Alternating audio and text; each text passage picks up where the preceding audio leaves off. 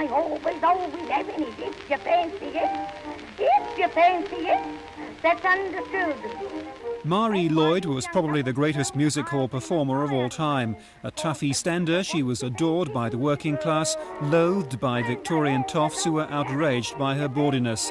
When later she was denied a place in the very first Royal Command performance, she hired the Palladium the same evening and packed the house.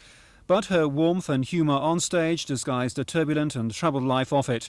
Her death at 52 was hastened by drink and beatings from her third husband. It's just this sort of contrast which Elizabeth Mansfield captures in her 2-hour portrait. I always out with heaven if you fancy it.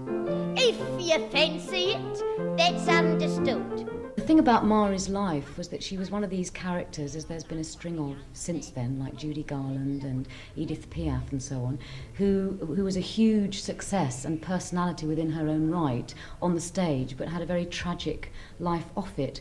And that's what interested me, was the kind of dynamic between the very happy, effervescent, radiant stage presence and this desperately unhappy woman.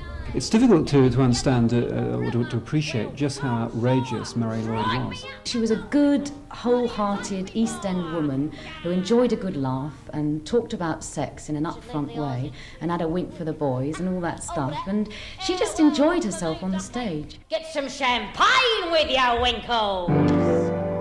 Just because I'm a flimsy girl, you takes me for a jay, but you bet your Sunday colour that I'm fly. And a chap as thinks as he's going to lock a bet with me stands a chance of getting dotted in the eye.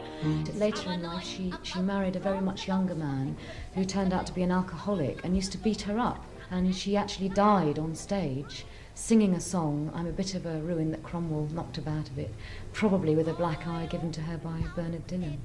And the Marie Lloyd story, which has already played at the Edinburgh Festival and regional theatres in the north, now begins a 3-week run at the Drill Hall Arts Centre. John Andrew, Thames News. Cause a little what you fancy, do you good.